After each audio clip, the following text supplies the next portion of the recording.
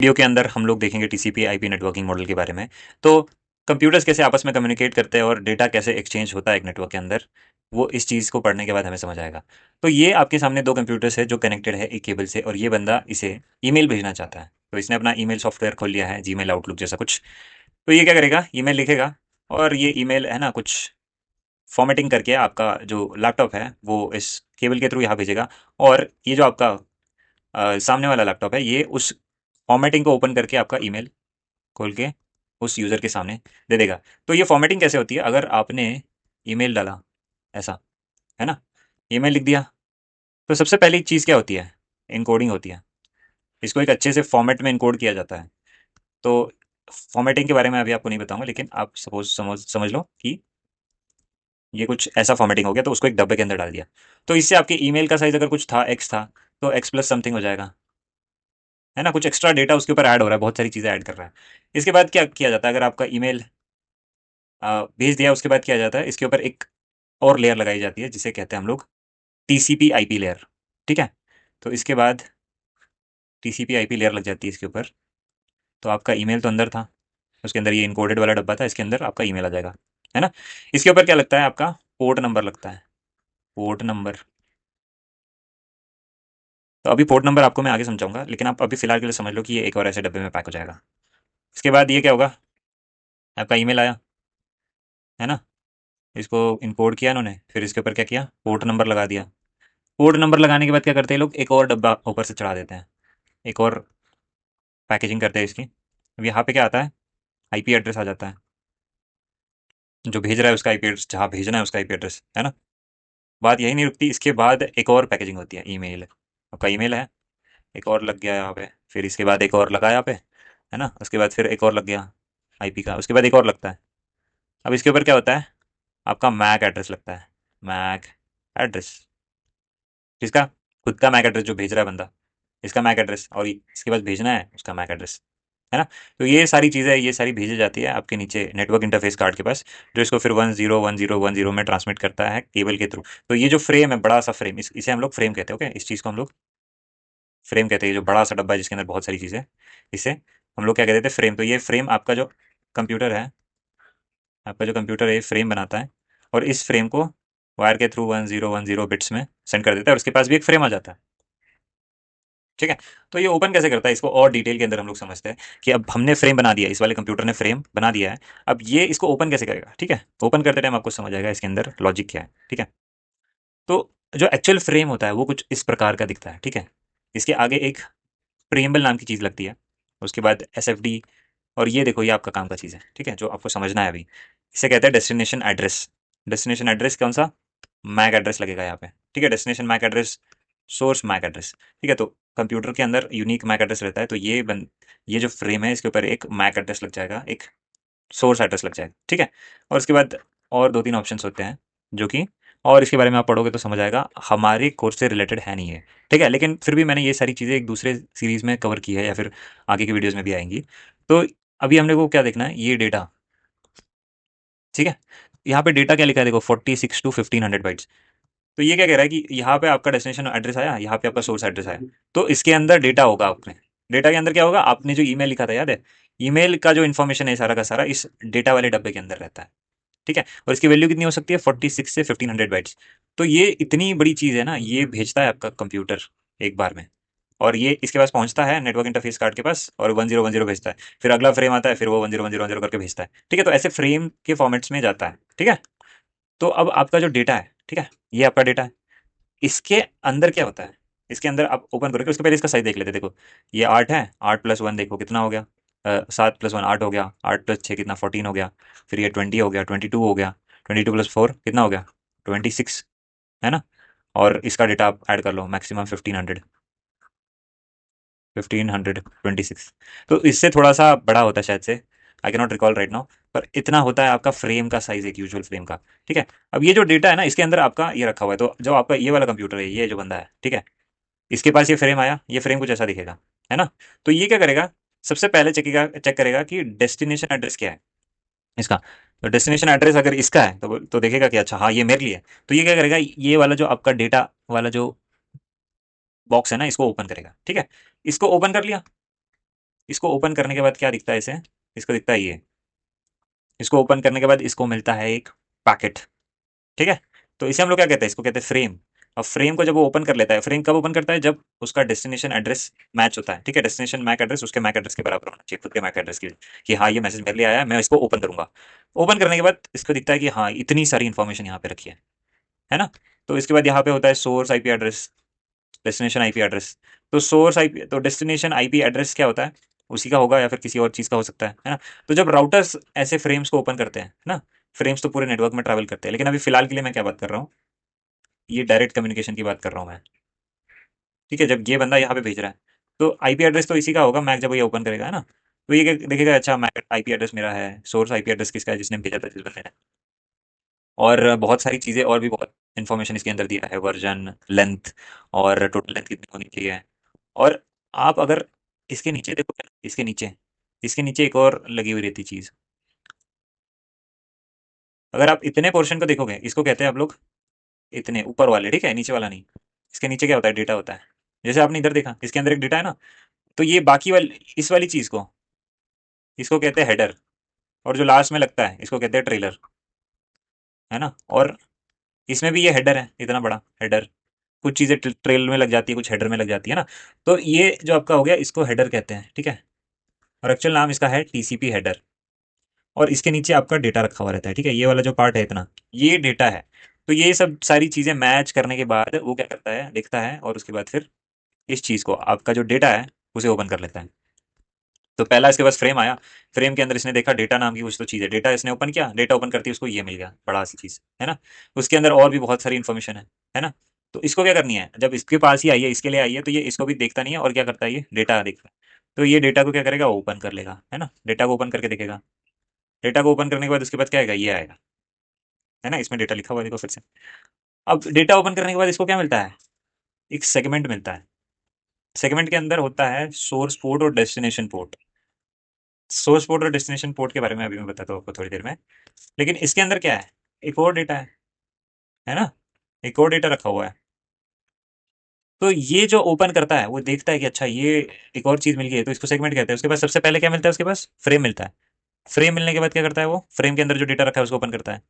फिर उसको मिलता है क्या, पैकेट मिलता है। फिर पैकेट ओपन करने के बाद उसको क्या मिलता है, उसके अंदर भी एक डेटा नाम का सेक्शन है, तो वो डेटा नाम को सेक्शन को ओपन करता है। फिर उसको ओपन करेगा तो इसके अंदर उसको क्या मिलता है, सेगमेंट मिलता है ना, इतना बड़ा सेगमेंट है। और सेगमेंट के अंदर भी एक सेक्शन होता है डेटा का। क्या करता है, अच्छा अब इसको भी ओपन कर लेता हूँ मैं। ये जब ओपन करेगा, तो इसके अंदर इसका ईमेल रखा हुआ रहता है। ओके। तो इतना सारा जो है, एक एक चीज़ इसके ऊपर लगती है, इसे हम लोग इनकैप्सुलेशन कहते हैं, डेटा इनकैप्सुलेशन। ओके। तो इतने इनकैप्सुलेशन के बाद आपको आपका इन्फॉर्मेशन मिल जाता है। अब ये इतना सारी चीज़ क्या करने की ज़रूरत है, सीधा 1010 क्यों नहीं भेज देते। क्योंकि हर एक डेटा भेजने के लिए उसके साथ और भी बहुत सारी चीज़ें होती है। डेटा किसे भेजना है, डेटा किसने भेजा, ये भी इंपॉर्टेंट है। अब मैं एक ऐसा केस दिखाने वाला हूँ जिसके अंदर आपको पता चलेगा कि भाई बीच में ये सब आईपी एड्रेस ये सब देने की क्या जरूरत है, जब सामने वाले को हम लोग दे रहे, तो आईपी एड्रेस, मैक एड्रेस, दो दो एड्रेस देने की क्या जरूरत पड़ रही है ना। एक ही इसके अंदर आप कुछ एक दे दो, चला जाएगा उधर। तो क्यों नहीं जा पाएगा, वो चीज़ मैं आपको अभी बताने वाला हूँ। उसके पहले ये फ्लो आप ध्यान रखो, ठीक है। सबसे पहले आपका डेटा आता है, डेटा के आगे आपका क्या लगता है, टीसीपी हेडर लग जाता है ना, जिसे हम लोग क्या कहते हैं, सेगमेंट। यहाँ तक ये डेटा होता है। इसके बाद फिर इसके आगे क्या लगता है, आईपी एड्रेस वगैरह, जो बाकी इन्फॉर्मेशन है, इसको क्या कहते हैं, पैकेट कहते हैं। इसके बाद फिर इसके फ्रेम बना दिया जाता है, मैक एड्रेस डिटेल्स रहती है, उसको हम लोग डेटा लिंक भी कह देते हैं, ठीक है। तो ये आपका इनकैप्सुलेशन कुछ इस प्रकार का है। तो आईपी एड्रेस और मैक एड्रेस दोनों एक साथ क्यों जरूरत पड़ गई। अब आप सपोज कर लो, ये आपका कंप्यूटर रखा है, ये एक स्विच से कनेक्टेड है ना। ये स्विच आगे जाके एक राउटर से कनेक्टेड है, और फिर ये राउटर जाके आगे कहीं और एक राउटर से कनेक्टेड है ना। फिर ये आगे जाके एक स्विच से कनेक्टेड है, और यहाँ पे है ना, ये एक और पीसी कनेक्टेड है, ठीक है। तो ये बंदा इसको भेजना चाहता है, तो इसका एड्रेस आप सपोज कर लो 1.1.1.1 है, इसका एड्रेस है 2.2.2.2 है ना। तो ये क्या करेगा भाई, इसके लिए मैसेज बनाएगा। तो सबसे पहले मैसेज का क्या होगा, ईमेल भेज रहा है सपोज कर लो आप। तो ईमेल उसने लिखा, ठीक है। ईमेल के बाद ईमेल की फॉर्मेटिंग इनकोडिंग होगी। उसके बाद क्या करते हैं ये लोग, ये और ये दोनों जो कंप्यूटर्स है उन दोनों के बीच में एक सेशन बन जाता है, ठीक है। एक सेशन बन जाता है कि हाँ अब डेटा एक्सचेंज होने वाला है, ठीक है। उसके बीच में अगर कोई पैकेट इधर उधर का आ रहा है तो वो इसके अंदर नहीं आ पाएगा। इसमें बहुत, एक कंप्यूटर के अंदर बहुत प्रोसेसेस चल रही होती है, बहुत सारी प्रोसेसेस, ठीक है। तो जब ईमेल आपने, जो आपका जो है फॉर्मेट हो गया, उसके बाद क्या होता है, ईमेल फॉर्मेट होने के बाद इसके ऊपर क्या लगता है, पोर्ट नंबर लगता है ना, मैंने अभी आपको बताया था पोर्ट नंबर। ये जो आपका ईमेल है इसके अंदर डाल दिया, और इसके बाद यहाँ क्या लिख रहा है, ये सोर्स पोर्ट लिख के आ रहा है कुछ, है ना। सोर्स पोर्ट लिख के आ रहा है, डेस्टिनेशन पोर्ट लिख के आ रहा है, तो इसकी क्या जरूरत होती है। तो जो आपका जो कंप्यूटर होता है इसके अंदर 50 चीजें एक साथ चल रही होती हैं। तो शायद आपका ईमेल का सॉफ्टवेयर चल रहा होगा, है ना। उसको छोड़ के आप कुछ डाउनलोड भी कर रहे होंगे, किसी वेबसाइट से डाउनलोड कर रहे हो। आप शायद स्पॉटिफाई पे गाना सुन रहे हो ऑनलाइन, है ना। तो ये तीन चीजें एक साथ चल रही है जो इंटरनेट से डील कर रही है। तो जब आपका जो पैकेट आएगा आपके कंप्यूटर के पास, जो ये बंदा आएगा, इसको जब आपका कंप्यूटर ओपन करेगा, तो डेटा तो वो पढ़ेगा, ठीक है, लेकिन डेटा को भेजना कहाँ है उसको कैसे पता चलेगा, है ना। क्योंकि इस जगह पे इसको पता चल गया कौन से आईपी एड्रेस पे भेजना था, तो आईपी एड्रेस तो सही मिल गया उसको, है ना। आईपी एड्रेस तो सही है, लेकिन ना अंदर जाने के बाद जाना कहाँ है, कौन से ऐप में जाके खोलना है डेटा को, ईमेल में जाके खोलना है, या फिर डाउनलोड हो रहा है तो उसमें भेजना है, या फिर स्पॉटिफाई में जाके खोलना है। तो हर एक एप्लीकेशन जो आपके कंप्यूटर में चल रहा होता है उसका एक पोर्ट नंबर होता है, ठीक है। और वो पोर्ट नंबर यहाँ पे बताना पड़ता है ताकि जो आपने डेटा भेजा है वो करेक्ट जगह पे जाके, करेक्ट एप्लीकेशन में जाके यूजर एक्सेस कर पाए, है ना। आप गाना सुन रहे हो तो गाना सुनने के बीच में आपका कुछ और डेटा उसमें से आ रहा होगा, तो आपका तो गाना करप्ट हो जाएगा ना, वो गाना बनेगा कैसे वो बीच में, ठीक है। अभी अभी अगर आपको इसको समझ नहीं पा रहे हो तो कोई दिक्कत नहीं है, लेकिन आप समझो ये पोर्ट नंबर होता है एप्लीकेशन को अपना ये करने के लिए, अलग करने के लिए, कि ये एप्लीकेशन है, इस एप्लीकेशन में ये डेटा जाएगा, ठीक है।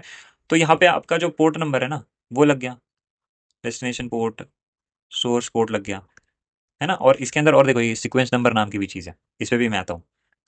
अब हो गया, तो सोर्स पोर्ट ये सब लग गया। उसके बाद क्या होता है, ये नीचे जाता है, इसके ऊपर आईपी एड्रेस लगा दिया जाता है, आईपी एड्रेस।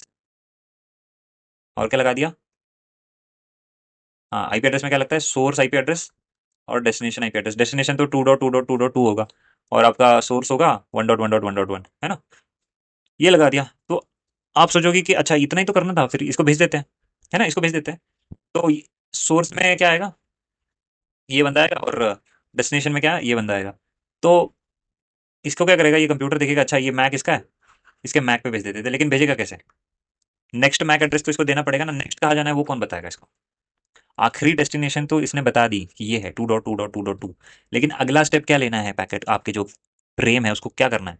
इसीलिए ना जो आपकी इन्फॉर्मेशन है ना उसके ऊपर एक और हेडर लगा दिया जाता है, जिसे हम लोग लगाने के बाद फ्रेम कह देते हैं पूरा का पूरा। इसके ऊपर क्या होता है, एक सोर्स एड्रेस होता है और एक डेस्टिनेशन एड्रेस होता है जो कि मैक एड्रेस होता है, ठीक है। तो जब आपका ये है क्या कहते हैं उसको, इन्फॉर्मेशन है, डेटा है, वो यहाँ जब जा रहा होता है तो उसके बीच में उसको बहुत सारे पॉइंट से गुजरना पड़ता है। ये पॉइंट 1 हो गया, ये पॉइंट 2 हो गया, ये point 3, point 4, point 5, point 6, point 7, point 8, point 9, point 10। देखो कितने सारे इंटरफेस, कितने सारे पोर्ट से उसको बाहर निकलना पड़ रहा है। तो जब इसको यहाँ से यहाँ तक जाना है पहले तो, है ना, ये तो सेम नेटवर्क है पूरा, इतना इतना तो सेम नेटवर्क है। तो सबसे पहली चीज़ क्या होगी, आपका कंप्यूटर है, ये पूछेगा इसके अंदर, इस नेटवर्क के अंदर एक रिक्वेस्ट भेज देगा कि भाई 2.2.2.2 किसके पास है ना। लेकिन ये नेटवर्क तो क्या है, 1.1.1 वाला होगा, है ना, नेटवर्क कुछ ऐसा होगा 1.1.1.x होगा, है ना, ऐसा ही होना चाहिए। तो इस नेटवर्क के अंदर तो इसको मिलेगा नहीं ये चीज़, तो इसको क्या करना पड़ेगा, बाहर भेजना पड़ेगा इसको नेटवर्क के, तब जाके वो आगे तक पहुंचेगा। तो बाहर भेजने के लिए अगला एड्रेस क्या होगा, तो अगला एड्रेस यहाँ पे बताया जाता है मैक एड्रेस। तो ये क्या करेगा, खुद का एड्रेस देगा सोर्स में, यहाँ डाल देगा, और उसके बाद क्या देखेगा, इधर क्या दे देगा, मैक एड्रेस इसका दे देगा, इस पोर्ट का, ये जो पॉइंट 4 जो मैंने बनाया ना इसका पोर्ट दे देगा। तो आपका जो फ्रेम होगा कुछ ऐसा बनेगा जिसके अंदर सोर्स एड्रेस आपके कंप्यूटर का होगा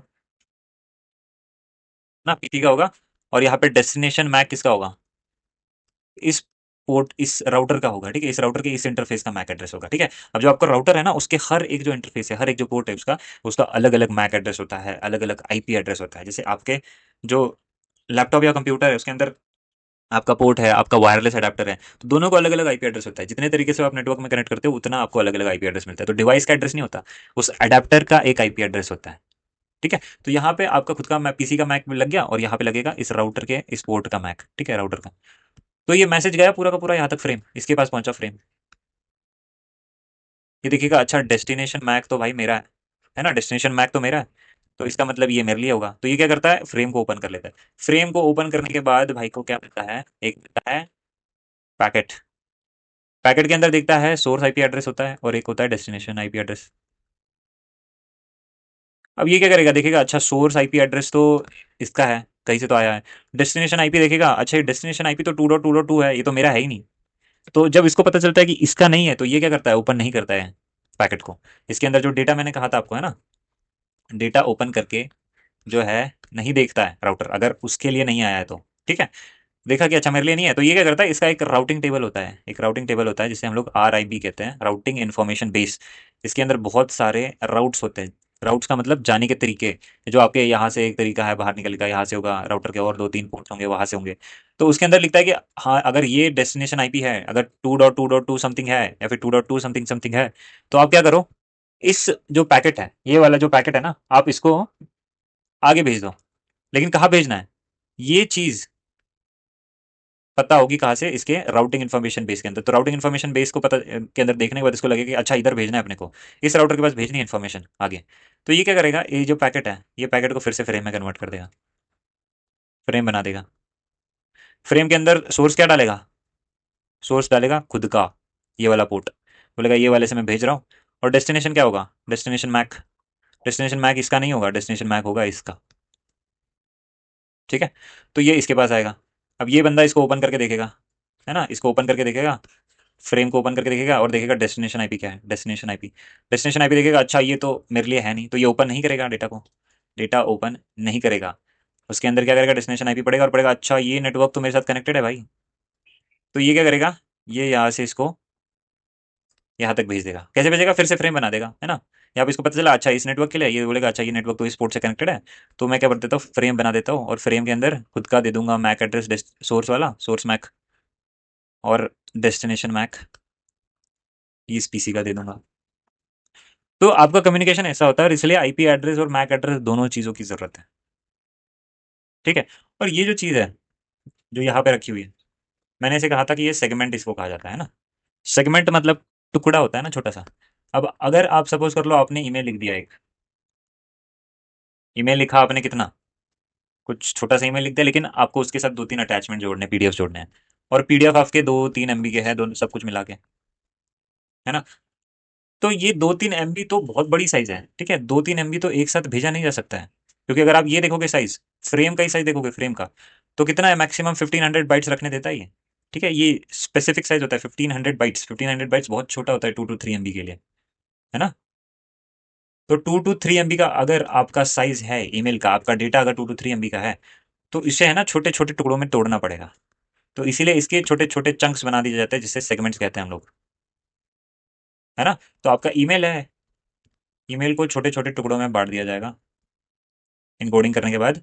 और इनके आगे क्या लगाया जाता है, ये लगाया जाता है सीक्वेंस नंबर।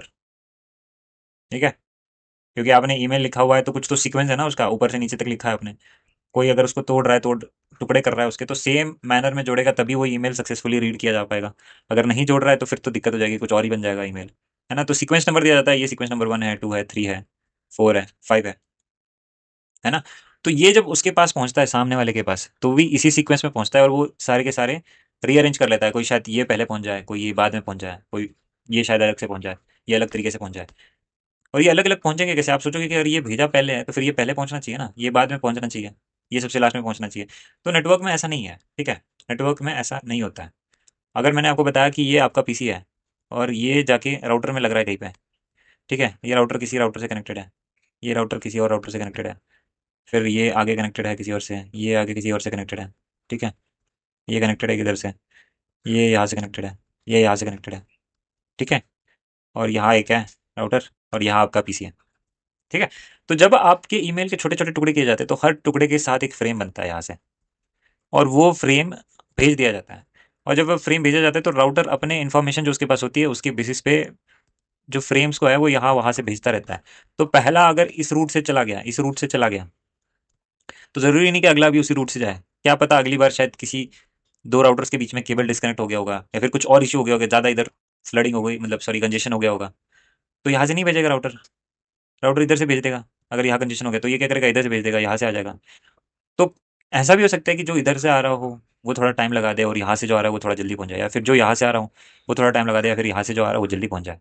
कुछ भी पॉसिबिलिटी हो सकती है, डिपेंड करता है लिंक की स्पीड क्या है। जो लिंक है, ये जो लिंक है इसकी स्पीड क्या है, इसकी क्या स्पीड है, क्या यहाँ पे ट्रैफिक बहुत ज़्यादा है, तो हर चीज़ पे डिपेंड करता है। तो हर एक सेगमेंट किसी भी नंबर पे पहुंच सकता है, तो जैसा आए वैसा उसको नहीं जोड़ा जा सकता है। इसीलिए हम लोग उसके आगे एक सेगमेंट नंबर है ना वो देते हैं। तो इस सेगमेंट नंबर डिसाइड करता है कि कौन से सेगमेंट को पहले लगाना है। तो सारे सेगमेंट जब जोड़ लिए जाते हैं, ठीक है, सारे सेगमेंट जोड़ने के बाद बनता है आपका एक, ये आपका आपका ईमेल बन जाता है, और वो ईमेल आपके सॉफ्टवेयर के पास पहुंचता है और आप तब जाके उसको रीड कर पाते हो, उसके अंदर के अटैचमेंट्स ओपन कर पाते हो। ठीक है, तो ये चीज़ होती है एक्चुअल में। और यही सारी चीज़ें टीसीपी आईपी मॉडल के अंदर मेंशन करी गई है कि अगर आपको डेटा भेजना है तो आप इसी तरीके से भेजोगे। आपको ईमेल भेजना है तो आपका ईमेल कुछ फॉर्मेट में पहले तो इनकोड होगा, फॉर्मेट के बाद फिर अगर ईमेल आपका बहुत बड़ा है तो उसके छोटे छोटे टुकड़े कर दिए जाएंगे। यूजुअली बड़ा ही होता है तो उतना छोटा बनता नहीं है। तो टुकड़े करने के बाद हर एक टुकड़े के आगे क्या लगेगा, एक क्या लगेगा, एक आपका पोर्ट नंबर लगेगा। पोर्ट नंबर के साथ कुछ और इन्फॉर्मेशन लगेगी, उसके बाद उसका आईपी एड्रेस लगेगा, फिर उसके बाद उसका फ्रेम के आगे जो नेक्स्ट हॉप का जो मैक एड्रेस है वो लगेगा, है ना। तो जैसे मैंने आपको बताया कि मैक एड्रेस और ये आईपी एड्रेस दोनों में क्यों फ़र्क है, दोनों एक साथ क्यों चाहिए, और पोर्ट एड्रेस, एक और एड्रेस की क्या ज़रूरत पड़ गई। तो ये सारी चीज़ें हैं जो कि टीसीपी आईपी नेटवर्किंग मॉडल के अंदर बताई जाती है, और इसी से आपका कम्युनिकेशन चलता है। और यही सेम चीज़ें ओएसआई मॉडल के अंदर बताई गई हैं, ठीक है। जबकि ओएसआई मॉडल के अंदर बस ये सारे प्रोटोकॉल्स नहीं है, जो ये सारी जो टेक्निक्स है ये थ्योरेटिकली बताई गई है कि आप ऐसा ऐसा कर सकते हो। सबसे पहले तो आप उसको कुछ फॉर्मेटिंग कर दो, और टीसीपी आईपी मॉडल के अंदर वो फॉर्मेटिंग की इन्फॉर्मेशन दी गई है। ठीक है, तो टीसीपी जो है आपका एक प्रोटोकॉल है, आईपी आपका प्रोटोकॉल है। आईपी प्रोटोकॉल के अंदर आईपी एड्रेसेस लगाए जाते हैं हर पैकेट के ऊपर। टीसीपी के अंदर आपके पोर्ट नंबर्स बताए जाते हैं। ठीक है, ट्रांसमिशन कंट्रोल प्रोटोकॉल, जो ट्रांसमिट हो रहा है आपका पैकेट्स उसको कंट्रोल करता है ये। ठीक है, अगर आप सपोज कर लो कभी आपका पैकेट जा रहा है इसके बीच में, और यहाँ पैकेट आपका लॉस हो गया, कुछ प्रॉब्लम आ गई, पैकेट लॉस आ गया, तो टीसीपी का काम होता है, यहाँ पे जो टीसीपी है वो चेक करता रहता है कि भाई पहुंचा कि नहीं। अगर ये यहाँ से मैसेज गया है ना, अगर ऐसे करके, तो ये एक्नॉलेजमेंट भेजता है कि हाँ भाई मेरे पास पहुंच गया। कुछ देर वेट करेगा ये, अगर एक्नॉलेजमेंट नहीं आए तो फिर से एक फ्रेम बना के भिजवाएगा ये इसके तक। ये काम होता है टीसीपी का। तो ऐसे ही बहुत सारे जो प्रोटोकॉल्स होते हैं, बहुत सारी टूल्स होते हैं, वो इस्तेमाल होते हैं नेटवर्किंग में एक जगह से दूसरी जगह डेटा भेजने का। और उसी के लिए हमें इनकैप्सुलेशन इस्तेमाल करनी पड़ती है। और ये देखो आप, यहाँ पे भी देखो, यहाँ पे एक सीआरसी नाम की चीज़ है, ये भी एरर चेक करने के लिए। अब मैं क्या कह रहा हूँ आपको कि आपका डेटा यहाँ से यहाँ जा रहा है ना। तो अगर यहाँ कुछ प्रॉब्लम होगी इस एंड पे, तो इसको पता चलता है, इसको पता चलता है कि अच्छा ये जो फ्रेम मैंने भेजा था ना, तो ये शायद बीच में करप्ट हो गया क्योंकि इसकी तरफ से कुछ एक्नॉलेजमेंट नहीं आई। तो ये क्या करेगा, इसको फिर से भेजेगा, अगर कुछ प्रॉब्लम आ गई होगी तो फिर से भेजने का ट्राई करता है ना। और टीसीपी वही सारी चीज़ें चेक करता है। टीसीपी चेक करता है कि इसकी तरफ से एक्नॉलेजमेंट आया क्या। अगर इसकी तरफ से नहीं आया, मतलब कि सक्सेसफुल नहीं हुआ आपका जो पैकेट है, जो फ्रेम आपका पहुंचा नहीं है सक्सेसफुली, तो ये फिर से भेज देता है। तो यही सारी चीज़ें होती है टीसीपी आईपी नेटवर्किंग मॉडल के अंदर। ठीक है, आई होप आपको ये वीडियो समझ आया होगा। ये एक ओवरव्यू था। ये सारी चीज़ें अभी आप पढ़ोगे तो पढ़ के आपको याद नहीं रहने वाली, लेकिन जब हम लोग धीरे धीरे नेटवर्किंग के अंदर और अंदर कॉन्सेप्ट्स पढ़ेंगे और चीज़ें समझेंगे, तो आपको धीरे धीरे क्लैरिटी मिलेगी कि ये सारी चीज़ों की ज़रूरत क्या है। तब हम लोग देखेंगे टाइम टू लिव की क्या ज़रूरत है, प्रोटोकॉल्स कौन से कहाँ कहाँ इस्तेमाल होते हैं, ये फ्लैग्स कहाँ लगते हैं। ठीक है, और उसके बाद फिर इसके अंदर आपको और चीज़ें पता चलेंगी, सोर्स पोर्ट, डेस्टिनेशन पोर्ट, कैसे पोर्ट्स इस्तेमाल होते हैं, क्या क्या कौन से पोर्ट्स इस्तेमाल कर सकते हैं, कितने पोर्ट्स होते हैं, ये सारी चीज़ें बहुत डिटेल है इसके अंदर। तो जब हम लोग आगे बढ़ेंगे तो वो सारी चीज़ें आपको पता चलेगी, लेकिन ये बस आपके लिए ओवरव्यू था। आई होप आपको ये वीडियो अच्छा लगा होगा, बातें समझ आई होगी। अगर आपको कोई भी डाउट होगा, छोटा सा भी डाउट होगा, तो आप कमेंट सेक्शन में उस डाउट को लिखिए, और मैं आपको 100% रिप्लाई करूंगा और वो डाउट क्लियर करूंगा। ओके, इस वीडियो में इतना ही था। अगली वीडियो में हम लोग और चीज़ें